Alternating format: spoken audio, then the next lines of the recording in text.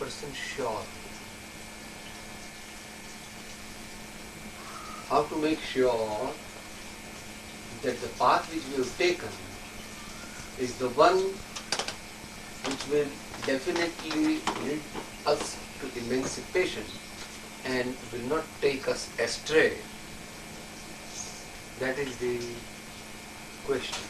But it's, Dr. Sinergy, it's a little more than this. Yes? It's not just the path, Yes, yes. it's the everyday existence of our life. If we find ourselves from ignorance that we have chosen to live a certain way, how do we know when to make the move onto the safe path, to make the right decision to? The question, If intellectually we find that we might have to make a great change in our life.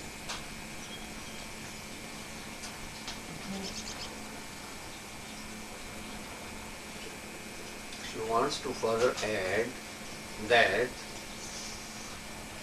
as we go on living in various incidences and occasions in our life, how can we be sure that I am all right, I am all right? The action that we live in other words. I get it. Okay. I get it. Because there are going to be limitations to the speech and to the expression. And as you already said in the first incident, that how to go beyond the mind.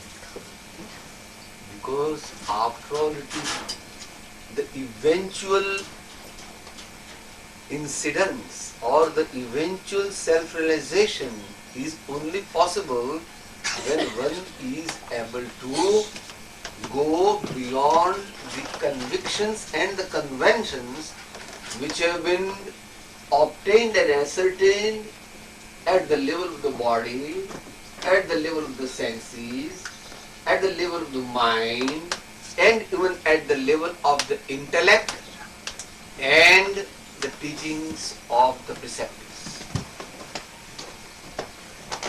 But one thing should be borne in mind, that for going beyond all this, we will have to pass through all these stages. We will like to take one or two examples that will make probably the point more clear.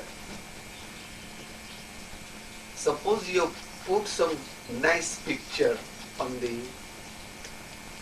first floor and you have described to us that the picture is very nice. Its outline is nice, its color is nice, and the matching of the color is nice. If you see the picture, you will be delighted. Now, we are here and we want to see the picture which is over there on the first floor. We have got no capacity to jump from here and to reach there.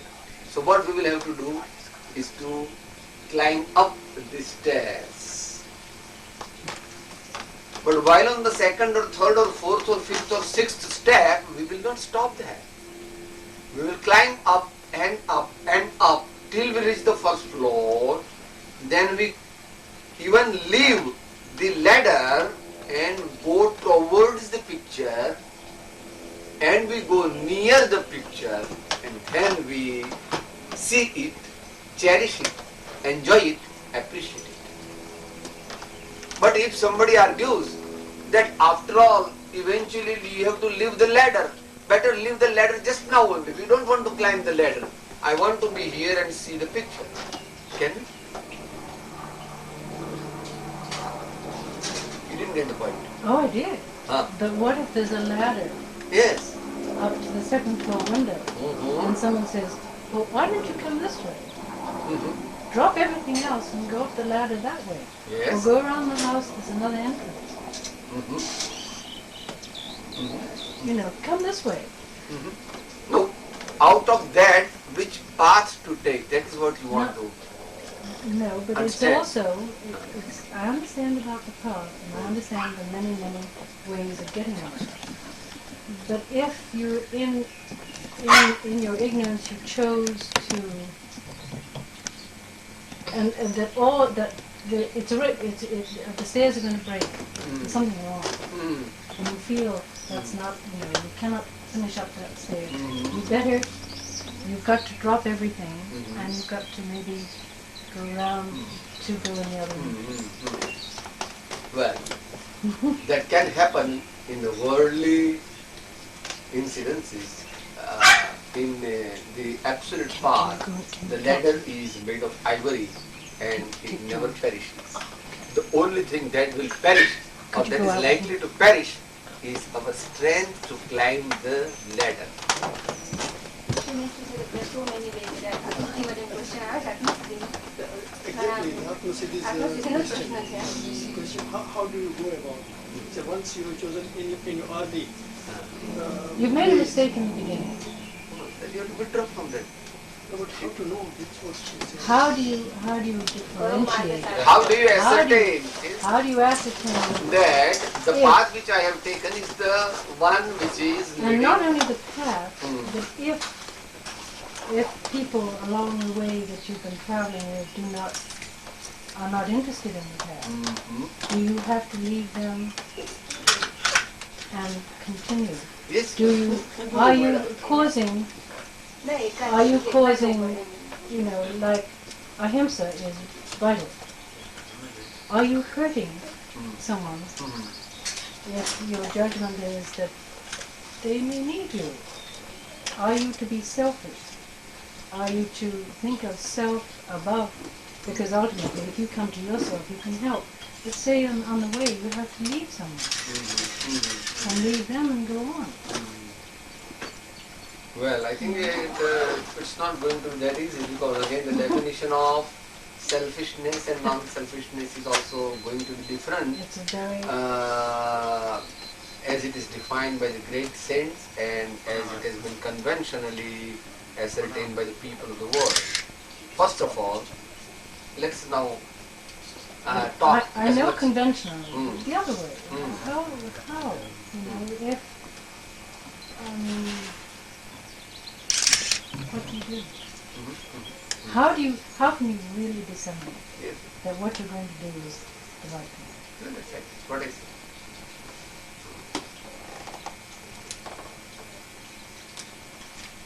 Well,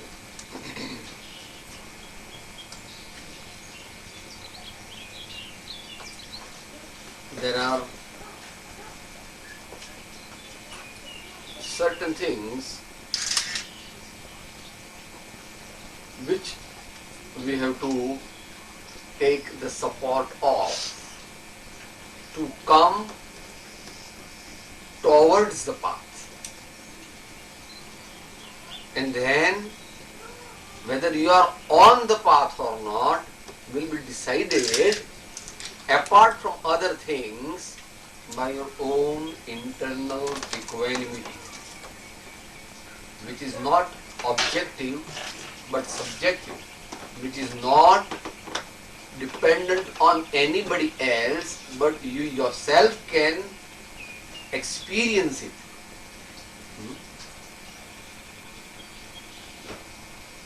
Let's discuss it in little detail, then only it's going to be straight, because there is no one answer. It's not like that either it is like this or it is like this. It's not like that. That's the difference probably between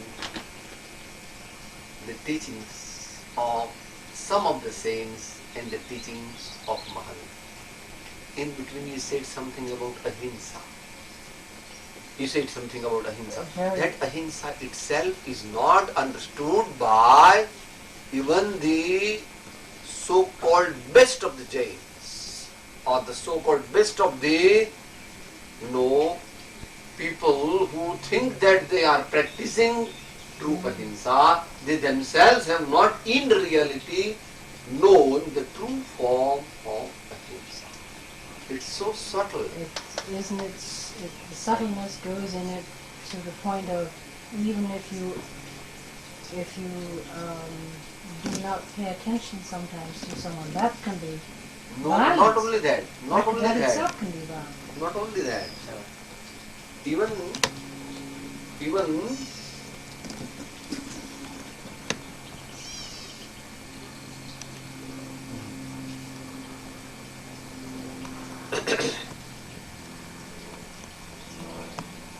even at the intellectual level, the concept of ahimsa is not clear to most of the people in the world. People of the world believe that not killing the organisms or not harming any creature, that is ahimsa.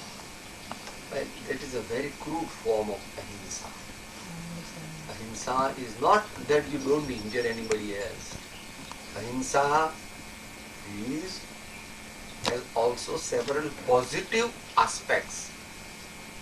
Not only you don't injure or insult, that means you don't injure anybody through the medium of the body, through the medium of the speech, or through the medium of the mind, but also you have a positive love for all the creatures of the universe. That is also one form of ahimsa. You don't hate, you don't injure, but you love all the creatures of the world. But you don't love one particular individual or one particular group of individuals. That is one ahimsa. And then there is one more ahimsa. I don't think it is going to be appreciated by most of the people or even understood at the intellectual level by most of the people.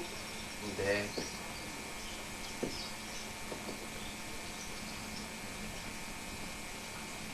having left the true faith, true knowledge and true conduct of one's true self, when one either likes something or dislikes something, he is on the way to violence. That is known as Swadaya or Nishchay Ahimsa. Nishchay Ahimsa consists of absorbing and engrossing oneself in self-faith, self-knowledge and self-absorption. That is the supreme form of ahimsa which Bhagavan, Mahavir and other great saints of the world have practiced while they were alone in jungle or in caves or in such lonely places where they were completely disentangled and detached from all the creatures and all the objects of the world and were in the deep cave of silence and meditation. That is the supreme form of ahimsa, which is not going to be understood by the people of the world because they want to do something for non-violence, or there is something outside in the world which they believe is ahimsa, where it is, but it is an average form of ahimsa. So, now we may come to the point of understanding as to how can we be sure that the path on which we are going is the correct one. So then, there are objective proofs and the subjective proofs. You said that question which is put in the Atma Siddhi 6th pad, which runs like this.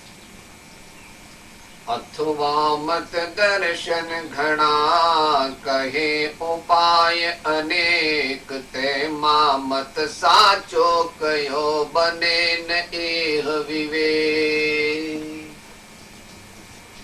That is one form. Well, So, for ascertaining that the path which we are treading is the correct one, At the same time, again, when you come to know that the path you have taken is correct, but the person who is led to that path, would the person be left? Is there any Okay, harm in understand. which means who would? The person who is taken into a sort of wrong path. That's what she means. This is where she is. yes, yes. so, sorry, I didn't hear you. The path which you have taken, if Not you come to necessarily the path. That social condition that I found myself living in, and knowing as I do within myself that the Jane path for me is it. Knowing the path, knowing those things which one has to attain to the balance or the things, equanimity. If in one's life I find in this that it's not possible, how do you disseminate if it really, you should make a move, if you should go, if you should do certain things, could you not but cause, Make a compromise.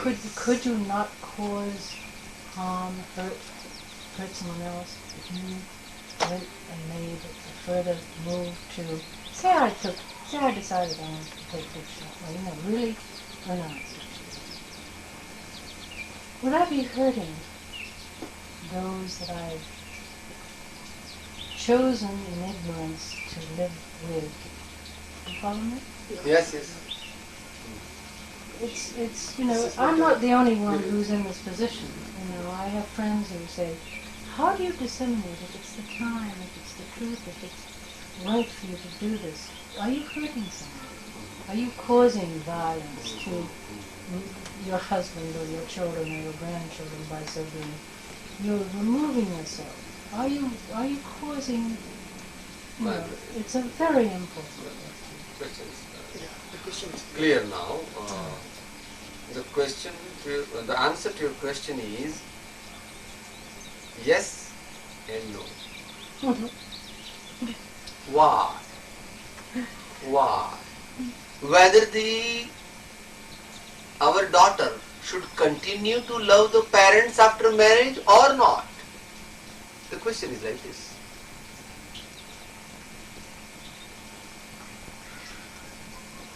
Just now, suppose you are married for 30 years. Now, when you were married, immediately after marriage for 10 years, whether you should love your parents or you should not love your parents. The question is yes and no. You should continue to love your parents because your parents have given you birth, have brought you up, have given you education, and have made all the facilities for a better life. But now that you are married, your main home has been shifted from your parents' place to your husband's place. So your first duty after marriage becomes to love and to keep your new home happier. But keeping the husband happy doesn't mean that you should not love your parents. But this is semi-comma. Suppose your husband says, mind you, either you don't go to your parents or you don't stay with me. There may be a stage. You will have to decide your fate on your own. And if you are a wise woman, you will have to go with your husband and not with your parents. If that is a precondition of staying with your husband on a permanent basis. Even though inside you know that I have nothing against my parents. I do love my parents. But under the circumstances which you are put, you have to forget your parents and do what your husband says if you want to stay as a real wife with your... I've got to go a step further with you, Dr. Yes. Banerjee. I have not finished my question But yet. I Yes. feel, but I really feel that marriage is a man-made institution. Oh, no, it is a human Let's go institution. back, if you go back to maybe, how do we know at Mahavir's time that it was not, I feel it's a man-made institution. Man means what? No, Men, all are men. Men, I mean. Man, I mean man. When I say man, person's made, but person's made Human institution. Oh, Human that's right. institution. That's right. It's a I- social. It's a social It's a social convention. convention. Literally, it is. So when you speak of duty, Hmm. that's a social convention. Yes. So I want to go beyond the social convention. Oh no, but this is only an example to understand. Uh, That thing, you see, then you are it is mistaken. only an Then example. you are mistaken. That examination cannot be completely translated into spiritual this thing. But for making the ordinary people understand whether to do or not, because the worldly people may say, she is a bad girl. Of course. She's not going to, she's not keeping any relation with her parents. She's a bad girl. But you know that you are not a bad girl.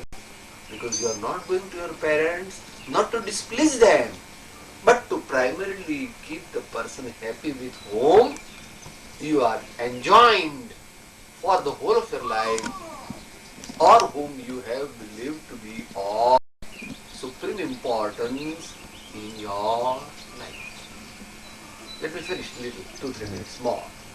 So, coming to the spiritual field, somebody gets dispassion. Somebody gets dispassion for the world and the worldly objects. Now the question comes before him as to whether he should sever all the ties with his family, all the family members, and the rest of his possessions, or he should keep compassion for them, do their work, keep them happy, and also do the spiritual sadhana. What path should one take? At that time, it depends on the stage of your spiritual evolution. If you are on the lower stage of the ladder of spiritual evolution, you can stay with your people and you can continue your spiritual sadhana. But as you go on advancing further and further on the path of spiritual sadhana, a time comes when keeping the people happy and keeping the same relations with everyone, I mean the living and the non-living both. The living and the non-living both. That becomes more and more difficult. They do become a source of obstacles and obstructions in your path.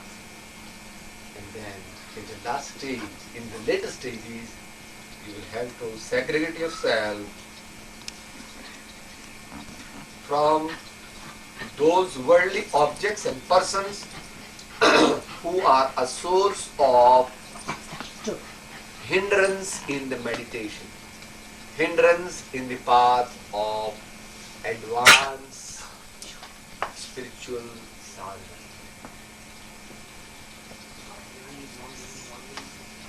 See, in the initial stages, because your spiritual progress was not so high, you could manage both together. But in advanced stage, you cannot manage both together, because it is naturally the limitations of the worldly people that they cannot go up with you. They cannot completely reconcile with your new approach of life. But while renouncing them, you do not have any dislike for it. You don't renounce them just because, I don't like yours. You get out. You're all useless.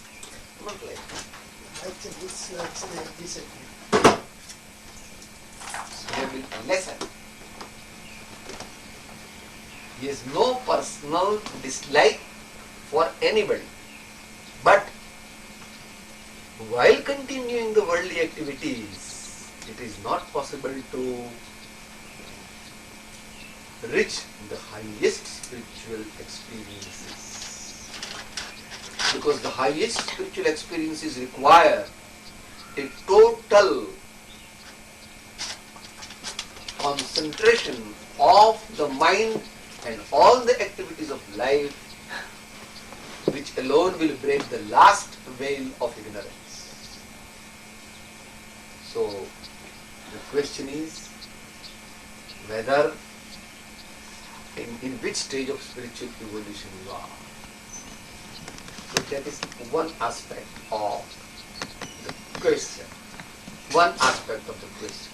The second aspect is going to be difficult to express in English because there are no words in English for that.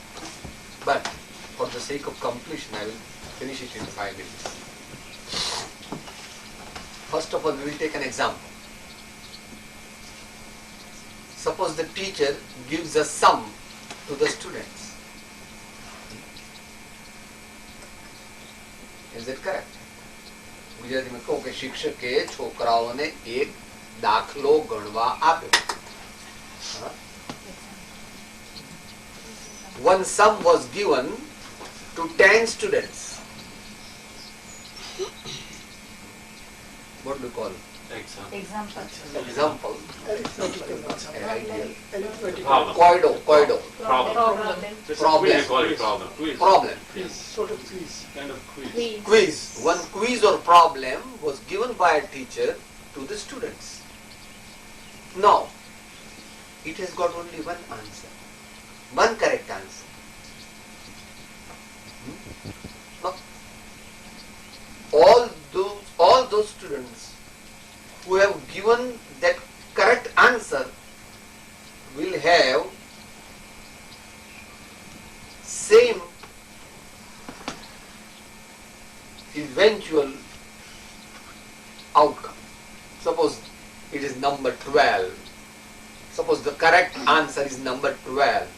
Now all those who are correct will say the number 12. Suppose somebody says 10. Is he correct? If somebody says 15, is he correct? No. Only those out of the 10, only those whose answer has come as 12 are correct. And all others are incorrect. They may be little near it. They may be little near it. So you may give them half a mark or 1/4 mark for making an endeavor to get a correct answer. But you cannot give 4 marks which are meant for that particular sub-question. Like that. For coming to a true solution of a successful spiritual life. 1.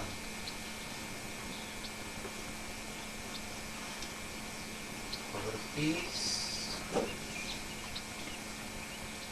and our mental attitude and our state of internal equanimity should increase day by day if we are going on the correct path.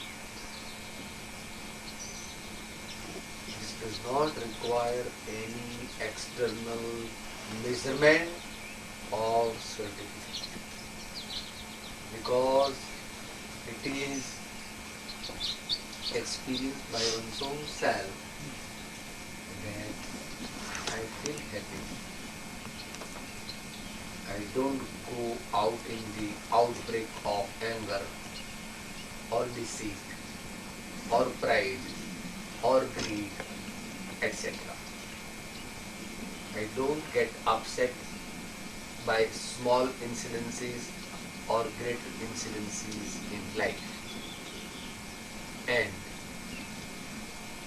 I always remain, so to say, in a state of relative equanimity.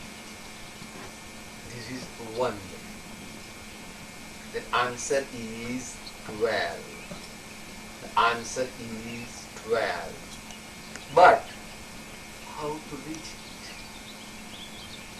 How to reach it? That is now not going to be easy. That is why I said it cannot be put in English language in a very nice way. Still very tight to put.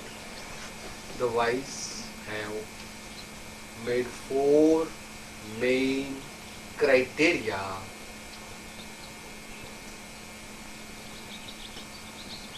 through which they have attained to the position of the highest equanimity. Suppose somebody is a millionaire. Somebody asks you, how have you become a multimillionaire? He says, well, a few millions I have got.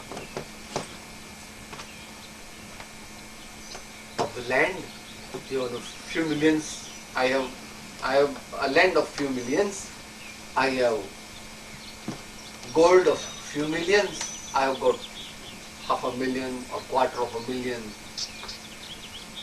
Silver, I have got several millions worth of jewelry, I have several million worth of farms, etc., etc. And now, recently, last year, my maternal uncle died, and in his will he has written his $44 million worth of property on my name.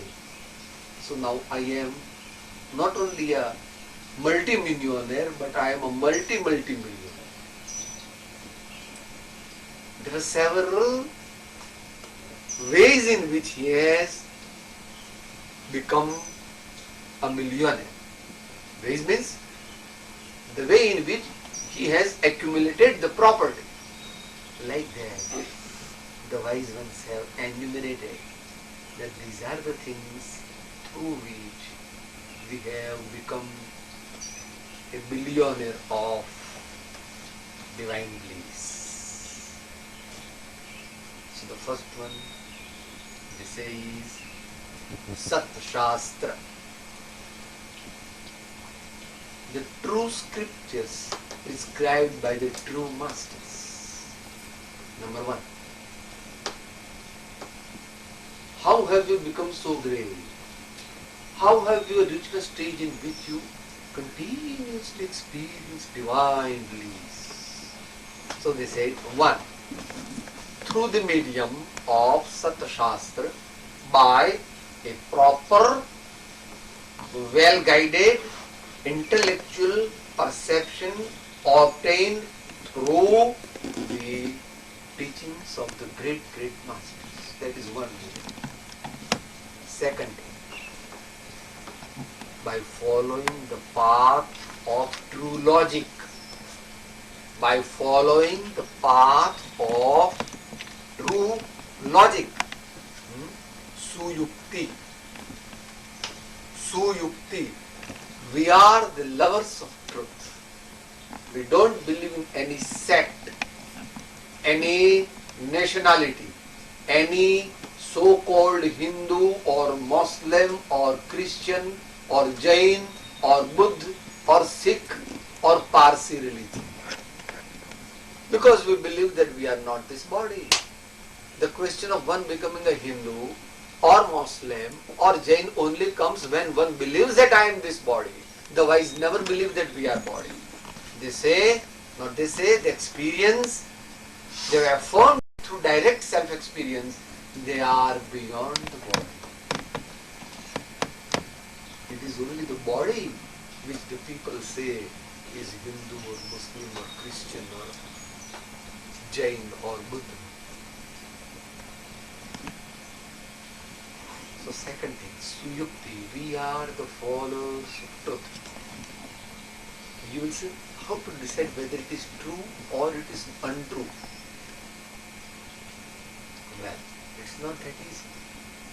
But one thing is easy. One thing is easy, which is accepted by the whole of humanity. Wherever there is a greater knowledge, wherever there is a greater knowledge, true knowledge, the path is correct. And wherever there is true dispassion and true renunciation, the path is correct. જ્યાં રાગ દ્વેષ નથી અને જ્યાં જ્ઞાન વૈરાગ્ય છે ત્યાં સત્યનો સાક્ષાત્કાર છે એ વાત સર્વ ધર્મ સંમત છે.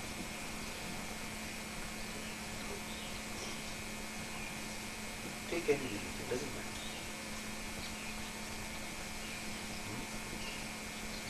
Muhammad Sahib has not said that you kill the animals and eat the meat. Nor Christ has said that you kill all the animals, they are all meant for being eaten. In reality, it has come in the scriptures, but that is, has come afterwards.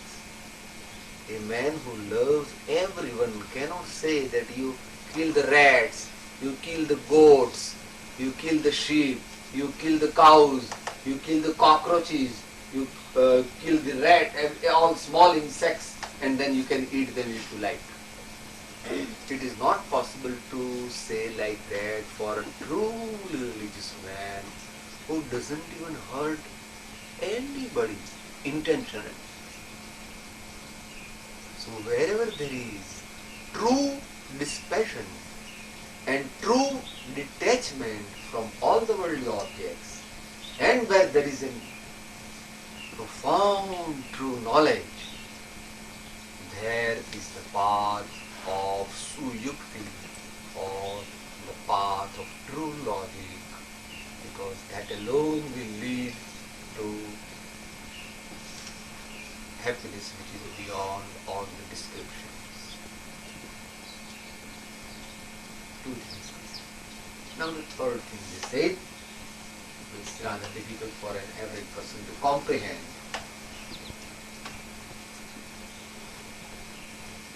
Direct precepts obtained from a self-realized soul. પ્રત્યક્ષ સત્પુરુષના સમાગમ દ્વારા ગુરુગમ સહિત ઉપદેશ થયેલો શુદ્ધ ચૈતન્ય આત્મ તત્વનો ઉપદેશ. Teachings of that enlightened persons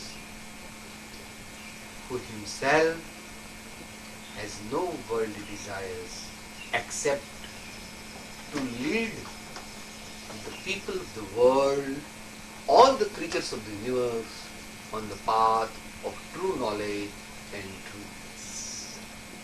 So that's the third thing which makes one sure that he is on the path of absolute truth.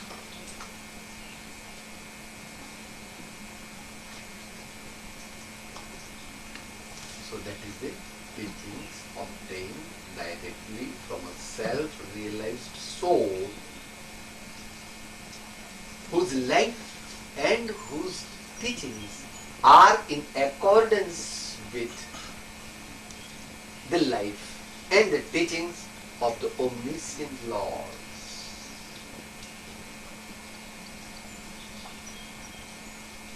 It's a bit subtle now.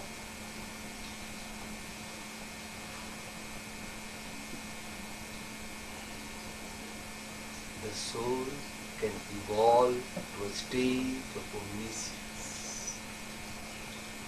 You can know the entire universe easily. Live apart Calcutta or Bombay, Tokyo, London or Paris.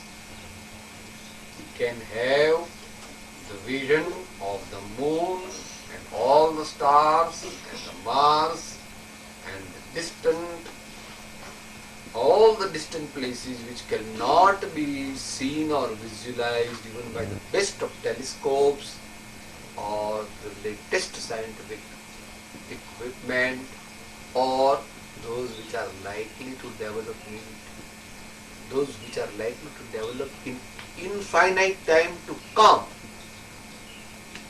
Oh, that's true, sweeping a statement for the present world.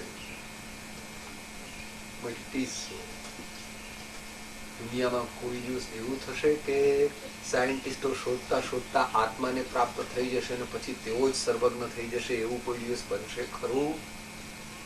તો કે એવું બનશે નહીં. Scientist સર્વજ્ઞ થઈ શકે જ્યારે આમ ન જોવે પણ આમ જુએ ત્યારે. સાચું જ્ઞાન આમ આમ આમ જોવામાં કે આમ જોવામાં કે દુનિયાની ઇન્દ્રિયો કે મન દ્વારા સંપૂર્ણ સાચું જ્ઞાન પ્રાપ્ત થઈ શકતું નથી. પણ અંતર્જ્યોતિ ખુલે. If one can develop that superhuman or that highly specialized technique of self-introspection and self-purification by true knowledge, true faith and true conduct, then alone one can become omniscient, not by external means. Not by external means. It is. That is what now it is being concluded. The last stage has already come partly in this, and that is self-experience. Self-experience. They call it Svanubhuti. Svanubhav.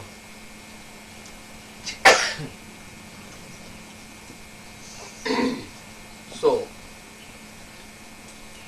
स्वानुभव is Svan. The Rishi Munis say, यतः वाचो निवर्तन्ते अप्राप्य मनसा सह.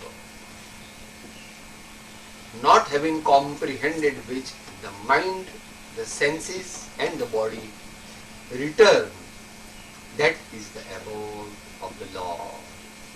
That is the abode of the highest spiritual experience. That is Svanubhuti.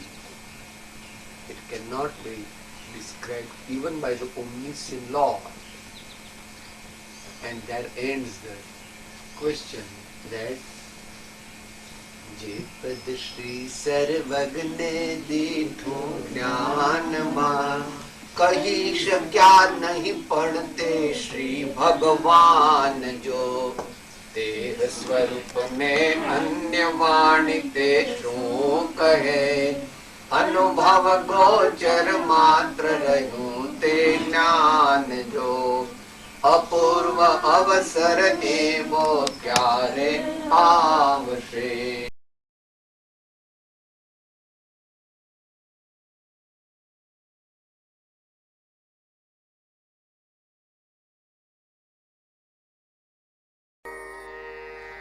હું આત્મા છું, આપનો સેવક છું, સૌનો મિત્ર છું. હું આત્મા છું, આપનો સેવક છું, સૌનો મિત્ર છું. હું આત્મા છું, આપનો સેવક છું, સૌનો મિત્ર છું.